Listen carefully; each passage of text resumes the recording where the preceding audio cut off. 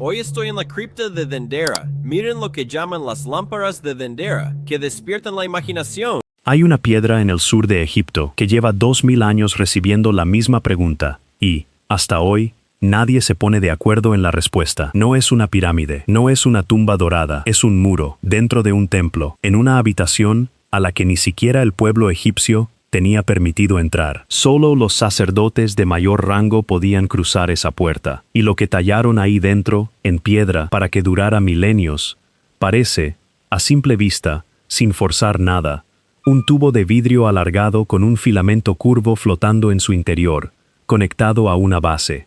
Si te enseñara esa imagen sin decirte de dónde viene, jurarías que estás mirando el diagrama técnico de una lámpara. El problema es que esa piedra tiene más de 2000 años. ¿Estamos ante una tecnología que la historia oficial olvidó por completo? ¿O estamos viendo lo que queremos ver, proyectando el mundo moderno sobre una religión que ya no entendemos del todo? Hoy vamos a poner sobre la mesa toda la evidencia, la de un lado y la del otro, sin atajos y sin quedarnos solo con la versión que suena más espectacular. Al final vas a tener todos los datos para decidir tú mismo qué es más creíble. Quédate hasta el final, porque hay un detalle sobre el techo de este mismo templo que cambia por completo cómo se ve todo este caso. El templo y el relieve. Estamos hablando del templo de Hathor, en Dendera, a orillas del Nilo, a unos 60 kilómetros al norte de Luxor. Es uno de los complejos religiosos mejor conservados de todo Egipto, y eso, paradójicamente, es parte del problema. Como se conserva tan bien, cada detalle tallado en sus paredes se puede examinar con una nitidez que en otros templos, ya erosionados, simplemente no existe. Lo primero que hay que entender es cuándo se construyó lo que vemos hoy. La mayoría de las estructuras visibles en Dendera no pertenecen al Egipto de las grandes pirámides ni al de Tutankamón. Son de época ptolemaica, es decir, del periodo posterior a la conquista de Alejandro Magno, y algunas partes se siguieron construyendo ya bajo dominio romano. Estamos hablando de un templo que, en su forma actual, tiene entre 2000 y 2300 años, no 5000. Eso no significa que el lugar no tuviera importancia religiosa antes. Hay evidencia de construcciones previas en ese mismo sitio que se remontan a más de 4000 años atrás, en el Reino Antiguo. Pero el edificio que hoy visitamos, con sus columnas, sus criptas subterráneas y sus relieves, es una construcción tardía que recicla y reinterpreta símbolos religiosos mucho más antiguos. ¿Por qué importa esto? Porque cambia radicalmente la pregunta que estamos haciendo. No estamos preguntando ¿los egipcios del año 2500 a.C. tenían electricidad? Estamos preguntando algo mucho más acotado. ¿Qué representa una talla hecha hace poco más de 2000 años, en un templo construido bajo influencia griega y romana? Dentro del templo hay una serie de criptas subterráneas, 12 en total, todas de este periodo tardío. En 3 de los relieves de estas criptas aparece la imagen que nos convoca, una forma alargada, parecida a un bulbo, con una figura ondulada en su interior que parece salir de una flor de loto, apoyada sobre lo que algunos describen como una columna con forma de pilar. Frente a esta escena, un babuino sostiene 2 cuchillos, y toda la composición está enmarcada por jeroglíficos. A simple vista, y solo a simple vista, la forma general recuerda a un tubo de descarga eléctrica del tipo que se popularizó en el siglo XIX, décadas antes de la invención de la bombilla incandescente tal como la conocemos hoy. El ingeniero que vio algo distinto. La comparación con la tecnología eléctrica no nació en Internet ni en un canal de YouTube. Tiene un origen concreto. A mediados de los años 60, un ingeniero eléctrico austríaco, al revisar fotografías de estos relieves, quedó desconcertado por lo que veía. Su formación técnica lo llevó a fijarse en algo que un historiador del arte probablemente pasaría por alto: la proporción entre el largo y el ancho del bulbo, la posición exacta de la figura ondulada dentro de él, sin tocar nunca las paredes del bulbo, como si flotara, y la forma en que la base se conecta con la estructura inferior, algo que a sus ojos recordaba al punto de contacto entre un tubo de vacío y su fuente de alimentación. Años más tarde, 2 autores austríacos retomaron esta idea y la desarrollaron en un libro que tuvo bastante repercusión en los círculos interesados en tecnología perdida. planteando que estas imágenes podrían representar dispositivos de iluminación basados en principios similares a los tubos de descarga de gas. Incluso se construyeron réplicas funcionales inspiradas en las proporciones del relieve, capaces de producir luz mediante descarga eléctrica en un tubo de vidrio con gas a baja presión. El hecho de que esas réplicas funcionaran generó, para muchos, la sensación de que el misterio estaba prácticamente resuelto. Pero aquí conviene hacer una pausa y ser honestos con la lógica del argumento. Que sea posible construir un objeto funcional con proporciones parecidas a las del relieve no demuestra que el relieve original representara ese objeto. Casi cualquier forma alargada con algo en su interior puede reinterpretarse como un tubo si se le da la vuelta a la pregunta. La similitud visual es real. Lo que no está probado es que esa similitud sea intencional. La batería que complica todo. Para entender por qué esta teoría no se apaga fácilmente, hay que hablar de otro objeto, encontrado a cientos de kilómetros de Dendera, en Irak, en 1938. Un arqueólogo alemán descubrió, cerca de Bagdad, una vasija de arcilla de apenas 14 centímetros de altura. Dentro había un cilindro de cobre enrollado alrededor de una varilla de hierro, todo sellado con una capa de asfalto. La datación la ubica alrededor del año 250 a.C., es decir, en una época cercana a la de los relieves que estamos analizando.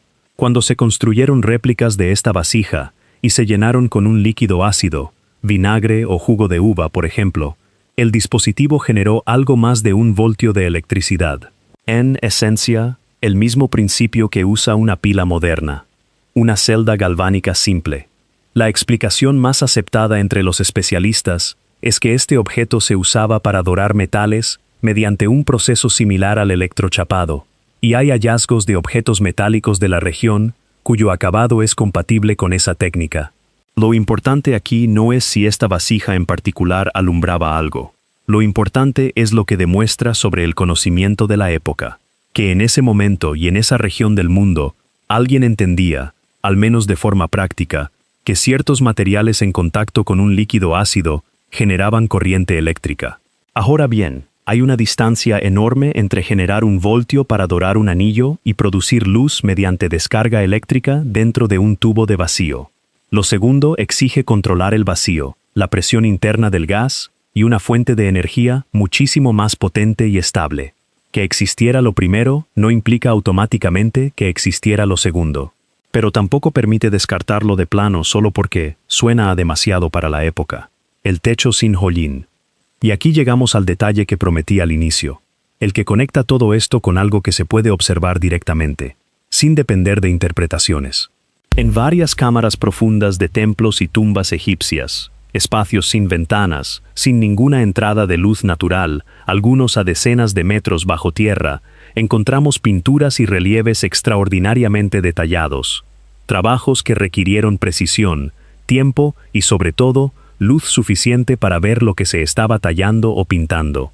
La explicación tradicional es que los artesanos usaban espejos de metal pulido para redirigir la luz del sol desde el exterior, en cadena, hasta lo más profundo de la estructura, apoyándose en lámparas de aceite cuando era necesario. Es una explicación razonable para muchos casos. El problema es que no cubre todos los casos. En corredores con múltiples curvas cerradas, la cantidad de luz que sobrevive después de varios rebotes en espejos imperfectos sería, según cálculos de iluminación, insuficiente para un trabajo artístico detallado. Y luego está el dato que suele pasarse por alto. Las lámparas de aceite, las antorchas y las velas producen hollín. Es inevitable. El techo de la cámara donde se encuentra este relieve, junto con otras zonas profundas del mismo templo, no muestra ese hollín acumulado que uno esperaría después de siglos, o al menos de las horas necesarias para completar la obra, de trabajo bajo luz de fuego. Esto no prueba que hubiera electricidad, pero sí señala, de forma bastante concreta, que la explicación de usaban lámparas de aceite tiene un vacío que todavía nadie ha llenado del todo con evidencia física. Guarda este dato, porque en la última parte del video lo vamos a cruzar con la explicación oficial de la escena. Lo que dicen los jeroglíficos ahora, el elemento que más debate genera de todos, el texto. La escena no está sola. Está rodeada de jeroglíficos que fueron traducidos hace más de un siglo por especialistas en escritura egipcia. Y aquí es donde el debate se vuelve interesante de verdad, porque ambos bandos usan el mismo texto para defender posiciones opuestas. La traducción académica describe la escena mencionando a una divinidad creadora que surge o se eleva desde una flor de loto, en un contexto de nacimiento y luz primordial, transportada sobre una especie de embarcación ceremonial y apoyada sobre un pilar asociado con la estabilidad. Para la egiptología convencional, esto es clarísimo. Es una escena mitológica sobre el nacimiento del sol, representado como una serpiente que emerge de una flor de loto, una imagen que aparece en muchísimos otros contextos religiosos egipcios, sin ninguna ambigüedad tecnológica.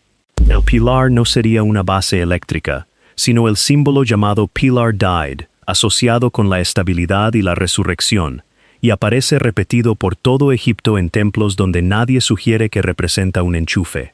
Para quienes defienden la lectura tecnológica, el mismo vocabulario, el que ilumina, el resplandeciente, podría ser, dicen, la forma en que una sociedad antigua describiría un dispositivo luminoso usando el único lenguaje disponible, el religioso.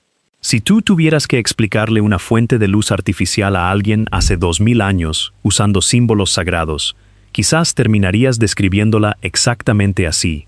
La honestidad intelectual obliga a decir esto. La traducción, por sí sola, no cierra el debate en ningún sentido. Es compatible con las dos lecturas. Lo que sí hace el texto es encajar perfectamente, sin ninguna pieza sobrante, dentro del sistema de creencias egipcio documentado en decenas de templos, mientras que la lectura tecnológica requiere asumir una capa oculta de significado que no hay forma de confirmar de manera independiente. No es la única imagen.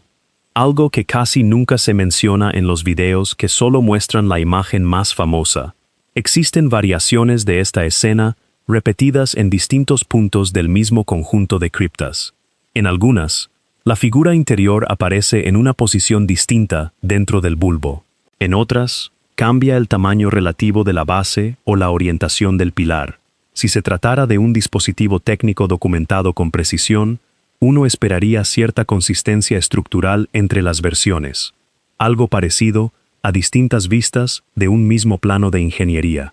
Si se tratara de una escena simbólica repetida con variaciones artísticas, como ocurre con tantísimas otras escenas religiosas egipcias, uno esperaría justamente lo que se observa: variación libre en los detalles secundarios, manteniendo fijo el núcleo simbólico, la flor, la serpiente, el nacimiento de la luz divina, y cambiando la composición según el espacio disponible en cada pared y según qué otras divinidades acompañan la escena. Ambas lecturas pueden explicar la variación.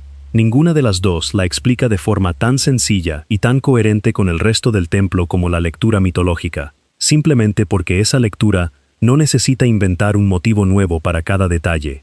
Ya existe, documentado, en cientos de templos egipcios más, donde nadie ha propuesto jamás una interpretación eléctrica. ¿Por qué esta teoría no deja de crecer? Antes de cerrar, vale la pena preguntarse algo distinto. No si la teoría es cierta, sino ¿por qué una imagen tallada en una cripta egipcia, que la mayoría de los turistas ni siquiera nota al pasar, se convirtió en una de las piezas más compartidas de toda la arqueología alternativa? Parte de la respuesta tiene que ver con lo visual. No hace falta leer jeroglíficos ni conocer mitología egipcia para reconocer la forma de un tubo de vidrio con un filamento adentro. El cerebro humano es extraordinariamente bueno detectando patrones familiares, incluso cuando esos patrones no están ahí de forma intencional. A este fenómeno, cuando ocurre con formas y objetos, se lo suele llamar pareidolia. Ver rostros en las nubes, animales en las manchas de una pared, o, en este caso, un dispositivo eléctrico en una talla religiosa de hace 2 milenios. Eso no convierte automáticamente la teoría en falsa. La pareidolia explica por qué algo nos llama la atención. No explica por sí sola qué es realmente ese algo, pero sí ayuda a entender por qué esta imagen en particular, de entre los miles de relieves egipcios que existen, es la que se volvió un fenómeno global.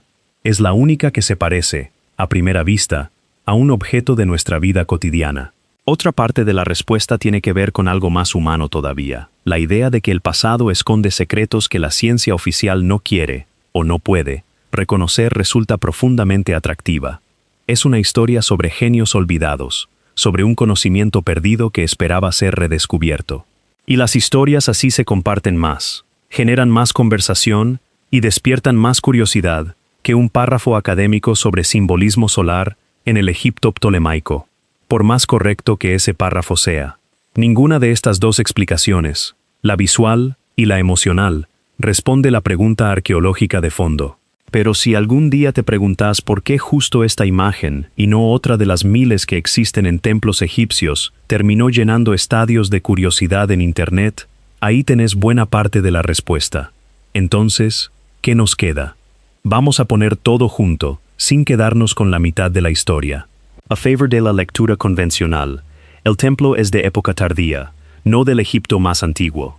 El texto que acompaña la escena encaja sin fisuras con la mitología egipcia, documentada en muchísimos otros lugares. El símbolo del pilar aparece en templos de todo el país sin ninguna connotación tecnológica. Y si los egipcios hubiesen dominado la iluminación eléctrica, sería extraño que no exista ni un solo objeto adicional, ni una sola herramienta, ni un solo cable, ni una sola mención inequívoca, en miles de textos administrativos, médicos o religiosos, que sí sobrevivieron. A favor de tomarse en serio la pregunta, aunque sea como hipótesis abierta, la proporción y disposición interna del relieve es, como mínimo, una coincidencia visual notable con un tubo de descarga. La vasija encontrada cerca de Bagdad demuestra que el principio básico de generación eléctrica no era ajeno al mundo antiguo, y la ausencia de hollín en ciertos techos profundos sigue siendo una pregunta legítima que la explicación de los espejos no resuelve del todo. Lo que no se sostiene, con la evidencia que existe hoy, es la versión más extrema, que estamos ante la prueba de una civilización con electricidad doméstica escondida durante 2000 años. Eso exigiría un salto de evidencia que, por ahora, nadie ha dado. Lo que sí parece razonable es quedarse con una postura incómoda pero honesta. La explicación mitológica es, con la evidencia actual, la más sólida y la mejor respaldada por el contexto. Pero eso no vuelve absurdas todas las preguntas incómodas que rodean al caso. El hollín ausente, la batería de Bagdad, la precisión de las proporciones, y descartarlas sin más, también sería, a su manera, otra forma de simplificar la historia. Así que te lo devuelvo a ti, con la flor de loto, la serpiente, el pilar Daid y el texto religioso de un lado, y la proporción del tubo, la batería de Bagdad y el techo sin hollín del otro. ¿Qué explicación te convence más? Escríbelo en los comentarios, porque de verdad leo cada uno, y muchas veces los mejores contraargumentos de este canal salen de ahí abajo. Si llegaste hasta acá, ya sabes que en este canal no nos quedamos con la versión fácil de ningún misterio. Revisamos la evidencia completa, la que apoya la teoría y la que la contradice, para que decidas tú con toda la información sobre la mesa. Si eso es lo que buscas, suscríbete ahora mismo a Wise, activa la campanita para no perderte el próximo episodio, y déjame saber en los comentarios qué otro misterio del Egipto antiguo querés que investiguemos a fondo la próxima semana. Nos vemos en el próximo video.